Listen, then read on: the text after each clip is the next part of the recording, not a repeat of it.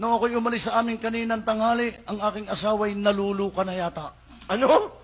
Sandali lang pare. Pagkaalam ko naman sa asawa mo, matino yan eh. Nakaulo ka na. Bakit naman? Ay isipin mo lahat ng luko at luka doon sa amin pinadadalahan ng sulat. Ano? Lahat ng siraulo, pinadadala na sulat? Oo. O ba'y naluluka ng asawa mo?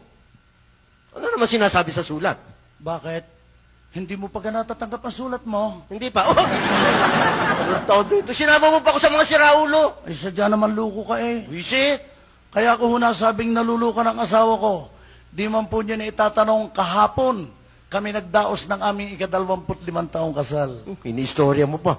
Siyempre naman ako kagabi aming ginugunita ang unang gabing nagdaan. Ano?